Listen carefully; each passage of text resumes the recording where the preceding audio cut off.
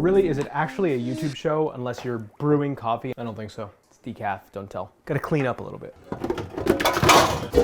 I have a confession to make. I have always been completely and utterly against guns, and if you guys know me, then you know that. But today, I'm going to buy a gun. So a little backstory.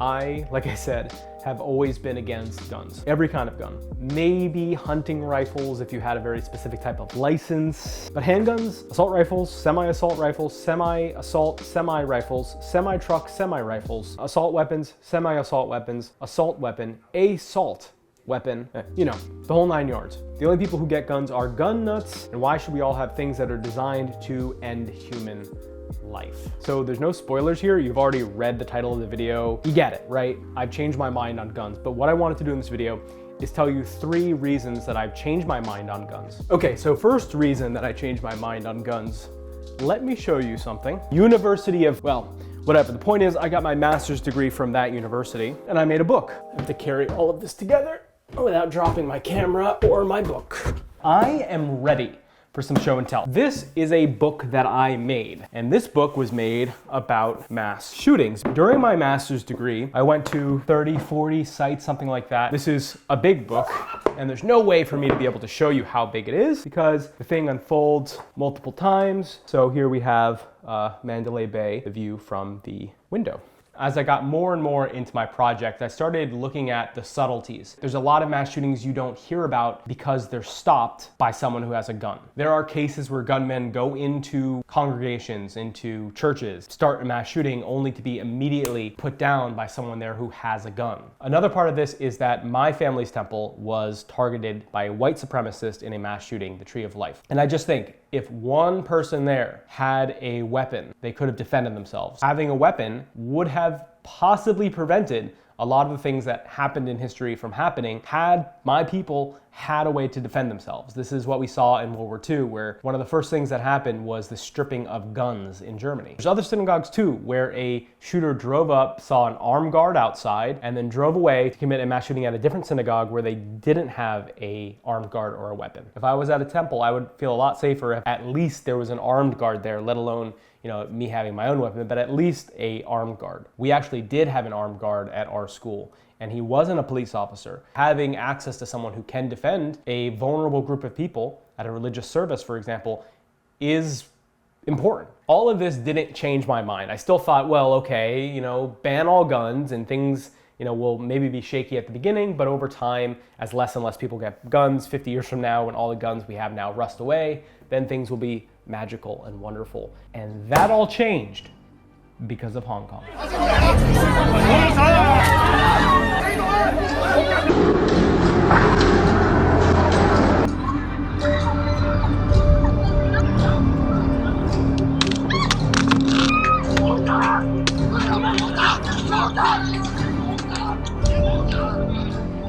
This is a video of men in white shirts who broke into a subway station and beat children, men, and women half to death. And these men were affiliated with the Hong Kong and Chinese government. Over the past year or so, there's been a lot of rioting in Hong Kong. All of this stems from the Opium Wars, where England took over Hong Kong and now it's going back. Now, that transition has not been smooth. China has gone back on their word and stripped Hong Kong people of their basic fundamental human rights and freedoms. And over time, it's only gotten worse. Now we're at a point where in Hong Kong, just waving a flag or saying naughty words about China will put you in prison for life. China has been abducting, kidnapping people and sending them to China to face trial. The police officers in Hong Kong are getting replaced with Chinese underground military members. They have fake IDs, they have badge numbers that are fake.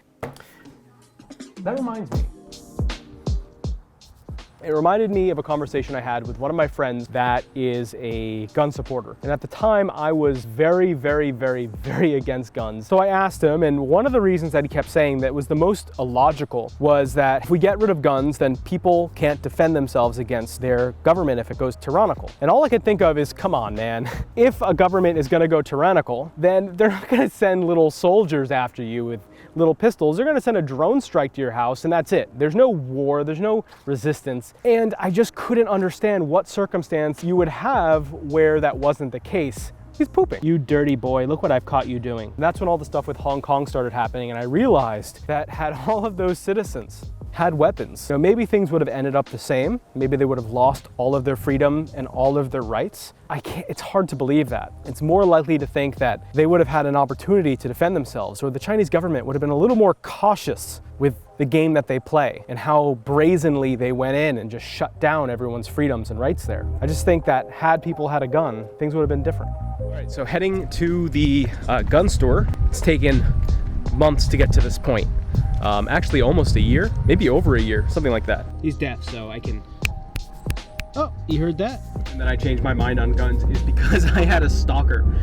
I'm serious. If you guys are on my email list, one of my emails is about a time that I was stalked by this guy. The reason he was stalking me is because he was a client of a company I worked for in 2015. And the company basically helped with dating advice and confidence advice. He went through the program and he did really well on it. And when he went home, things fell apart with it, and I don't know exactly what happened.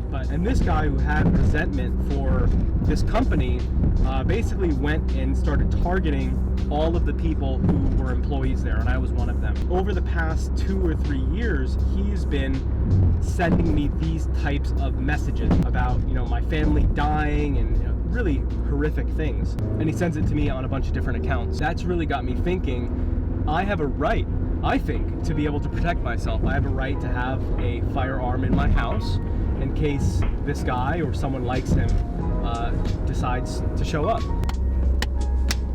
As you move forward, as you become more successful, as you do whatever, as you put yourself into the world, if you're doing it right, you make people who hate you and you make people who love you. You want to be polarizing. You don't want people to be lukewarm or just feel like, oh, he's okay. You really want to make a line in the sand. And when you do that, you are going to get people who really dislike you, really hate you. And out of those people, as your audience gets bigger, you know, my blog has like 2-3 million readers a year.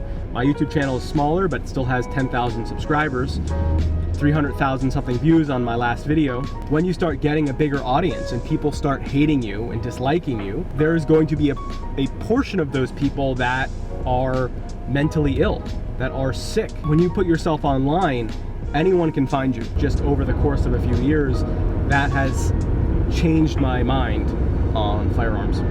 Speaking of which, we're almost to the gun store, right next to our town high school. And what's really funny about this gun store, by the way, which I love, is that the officer that owns our only gun store is also the officer who is in charge of giving out permits and doing the gun background checks. Nothing wrong with that.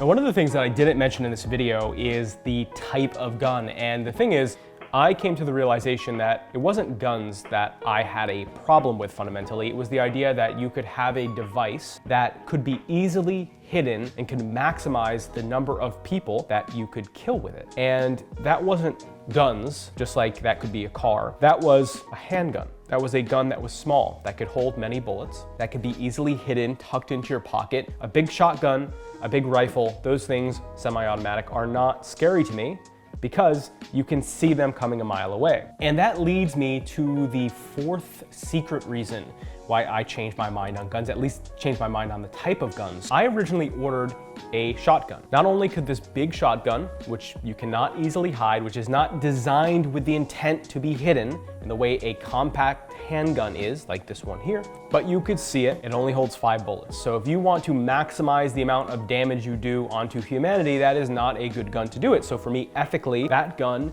made a lot of sense. I'm okay with a law-abiding citizen like me to have access to a big gun that can't be hidden, which holds a finite small number of bullets, that takes takes a while to reload that you can hold in your house. For me, that is okay. What happened is I ordered that gun, and when it came in, the state of New Jersey did not allow me to take it. Now, what made that gun illegal? It was nothing. It wasn't the stock, it wasn't the bullets, it wasn't the barrel, the firing mechanism, semi-automatic, all of that was completely fine. The one problem with it is that instead of holding the gun, the shotgun, like this, where your hand comes in this orientation, it holds it like a pistol. Pistol. It made me realize that the people who are making these gun laws, the people who are thinking these things through, are not thinking them through. This gun in this box, I'm telling you, is substantially more dangerous in the amount of ammunition it holds, the amount of ammunition I can run through it, time it takes to reload, and the portability of this weapon, which again is so light and small it tucks right into my waistband. Not that I would ever do that. So when I sent back the safer weapon, I said to myself, if the people who are telling me what I can get, what weapon I can and can't get, and forcing me to choose weapons that are more dangerous, this was one of the guns that was available that I could find online, because I'm telling you, they were all sold out, and I don't want riots. I don't want people breaking into my house and me not having a weapon. So I got it. And the real takeaway here is not that I like guns. For me, it's necessary. It's a necessary evil. I don't like them. I never want to use this in any situation. And the gun laws in my state made it very clear that they're not interested in the public safety. If they were interested in the public safety, I should not be able to get this gun. I should have been able to get the first safer gun that I ordered. And that's just how it goes. So anyway, this isn't to be too much of a rant of how much I distrust the legislators in my state, because I'm sure you do too. But anyway, now I have this and I will show you what it looks like. Kind of weird to be showing this off like a YouTube channel that shows off, I don't know, camera equipment. So this is called the HK45C. It is a handgun. I can tell you for a fact that under no circumstance ever expect to be holding a handgun like this at all. I mean, I really have always been against handguns, guns in general, as I've said in this video a million times, but here we are. Yeah, I mean, if you were looking forward to a gun review, no, because I don't know really anything about this other than it shooty shoots.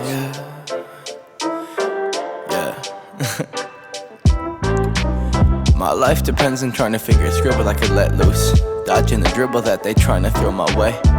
I think I figured that them figures out to get you. Let them pull the strings that trigger what you say.